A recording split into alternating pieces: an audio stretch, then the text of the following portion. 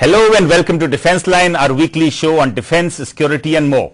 An unusual war, a war of words, appears to have broken out in the top echelons of the defence establishment.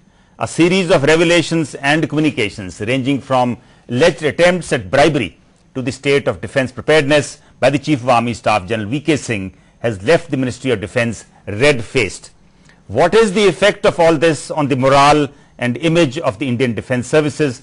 This is what we discuss in Defence Line today with Professor S.K. Sharma, former member of the National Security Advisory Board, Lieutenant General S.S. Garewal, former Adjutant General of the Army, and Major General Raj Mehta, a defence and security analyst. Gentlemen, welcome to the discussion. Thank you. But before beginning the discussion, let us look at this report. Unprecedented is the first word that comes to mind, then dented both the image of the army and the government. With General V.K. Singh's birth row aged behind the country, the general feeling was that army would now take the center stage if there was to be any discussion and not individuals. That, however, was not to be. First came the army chief going public with his revelation to the defence minister a year or two back that he was offered 14 crores in bribe for favouring a particular company. Defence minister had to cut a sorry figure in parliament. Then further embarrassment. General Singh's letter to the Prime Minister claiming that the army was just not prepared to defend the country was leaked. That wasn't all. General Singh even wrote to the CBI forwarding an MP's complaint against the serving Lieutenant General. The battle lines are clearly drawn, the general versus the government. That's what India is seeing, but does the army think about this public confrontation of sorts? Is the army chief taking on corruption head on, or is it, as several MPs have alleged, an officer venting out his frustration after losing the birth row case in the Supreme Court? Has the controversy called for a fresh look at military-civilian ties, or does it call for better communication and liaison at both ends? And the larger question, will this controversy after controversy do any good to the army in the longer run, or has it only damaged the institution? What importance does the timing of these revelations hold, given that the army chief is set to retire in May? Should the army chief be sacked as is being demanded by some quarters? We are in conversation with Professor Sharma, Lieutenant General Garewal and Major General Mehta. Professor Sharma, to start with you. Yeah. During the past 1 week, three things have come out in the public domain.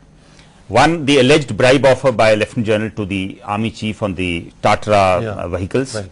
Two, the chief's letter to the Prime Minister on the state of defence preparedness. And three, the issue of Lieutenant General Dalbir Singh Sehag. How do you view these revelations and these communications of the chief? You see, I think I feel that all these have been done in maybe due to his frustration. I agree with the analysis, because that letter, you see the CBI case, it was in May 2011. If he was to send it to the CBI, he could have sent it at then, and now at the fag end, just 2 months before he is forwarding, he could have done the same thing at that particular time. So same thing is having with the Tetra. You see, there has been allegations going on for the vehicles. Problem is that India is purchasing billions worth of, I think the largest purchaser is India. Every company who either wins or loses wants that there should be something over there. The moment any particular things is final stages, now you take the case of the aircraft. Some MP will come and write a letter to the ministry, to the minister. And so you mean there may be nothing to the allegations at all? No. I would say that if there has been allegations, as we say that the general has been very honest and everybody says so, he should have taken timely action. You see, he tells the minister has given the statement in the parliament which he can't retract back, that he told me that he doesn't want to pursue it. Now why the hell it is going to get pursued? You see, the reason is that it appears to me that the minister has surrendered and the chief is trying to push him again and again. General Garewal, a very strong statement by Professor Sharma that the chief is saying doing all this out of frustration.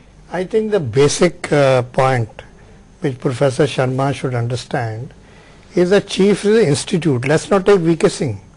Chief is an institute which will remain. whether Bikram Singh come or somebody come, somebody come. And the Chiefs Institute work never stops. To say an inquiry came 11 months ago or 10 months ago, and why it was not straight away sent to CBI. There are procedures to investigate that whole thing before you send it outside your headquarters. That takes time. Nothing moves in Delhi before 6 months, because it goes to A, it goes to B, it goes to C. But General Garewal, if you take the Tata vehicles case, isn't the chief's stand rather odd? For example, now the Tata vehicles are actually purchased by the army through a Government of India public sector undertaking. Yeah. So even if they're overpriced, let's presume they're overpriced, even then the money is going into the government exchequer. Sir, please understand, army doesn't purchase them. Army only utilizing them. Okay. The purchase part and the whole rigmarole is with Ministry of Defence. There is nobody of the army who's part of that. The W Equipment Directorate projects the requirement through the MGO, and then the procurement committee of the ministry, where there is a special secretary after Kargil, post Kargil, to push these purchases. He does. After the evaluation report, all the technical reports are given to him. So to say that army is purchasing Tatras, okay, army is evaluated and said that's the way. But on the issue of bribery. Now, the chief mentioned this to the defence minister about a year and a half ago. Yes. And when the defence minister tells him that why don't you pursue the case, he says he doesn't want to pursue it. Why is he mentioning the case now? That's the point that Professor Sharma is trying to make. Very interesting point he's making. How do we know that this was what was stated by the chief? Because chief's view has not come on this. Chief has only said that I had reported the matter to defence minister, no further action was taken, and that is why now I am reporting it further, to say that action should have been taken on this. But he is mentioning this about a year and a half after he initially mentioned it. No, isn't that odd? But the point there, please. No, please. The point here is nothing moves fast in Delhi. It's not like being in Chandigarh. In Delhi, everything is thought of, everything is planned, everything is this. At a particular stage, you say, well, this is enough, and I have to now put this before the public. This is enough, but don't you think just 2 months before he is to demit office, he kind of puts it out in the public domain? No, he's like President of America. He may be retiring after, he's still following his policies. So is it the chief? You must look at chief's institution, not VK Singh. We are now looking at an individual. We should not look at individual. He is working for the Indian Army as chief of army. But General Garewal, the way he's mentioning all these things, he's making these revelations, it is not how his predecessors, the most army chiefs, behaved really. Well, let me now quote from Kargil War. Okay. Kargil War, the status was same equipment as it is today, and it was embarrassing for General Ved Malik to be picking up LMGs, MMGs, delivering them by helicopters to units who didn't have them. And he also made that statement that we'll fight with whatever we have. I hope you remember that. That's right. The same state is right now. It is frustrating once you work in army headquarters to see that equipment procurement. But General Ved Malik never went public. No, but he wrote all that. He wrote all that, but he didn't have to bring it out in the public domain. Because the letter was not leaked out. No. Here it has become public domain because the letter has Yes, got of course, we don't know who leaked the letter. Mr. Sandhu, with reference to the General's previous point as to informing the Defence Minister 1.5 years back, to my mind, if I go and inform my senior officer that something has gone wrong and this person has offered a bribe, my word should be taken, because after all I am the chief of the army staff. Major Mehta, the defence minister has gone on record to say that he told the chief that you initiate action, and the chief said he doesn't want to pursue it. All right. Let me add to this by telling you what's happened on television today morning. Okay. And because of which there is breaking news just about everywhere. In October 2009, his cabinet colleague, Mr. Ghulam Nabi Azad, wrote to him that I have a complaint from a member of parliament from Bangalore that this firm which is supplying Tata Vectra is corrupt, and would you please investigate. That letter was acknowledged. He was told in writing that the matter is being followed up. Mr. Nabi had done it on behalf of Mrs. Sonia Gandhi. Till now, no action has been taken. So, General Mehta, are you suggesting that the CBI inquiry which has been ordered now should have been ordered about a year or year and a half ago? What was the problem? What was the problem? Professor Sharma, would you like to comment on that? Yeah, I think so. Now, when the CBI inquiry has been, the question is that General wants to put the onus on the minister. When minister told him, okay, you go ahead, and start probing it. It is not the minister who will prove, it is the general who is going to, chief who is going to prove. And he said, okay, no, I don't want to do it. That means that he wanted that before proceeding to see whether his age issue is resolved in his favor or not. And once the die has been cast, now he is bringing one after the other, otherwise he was sitting. General, very well, in this the name of retired Lieutenant General has come to the fore.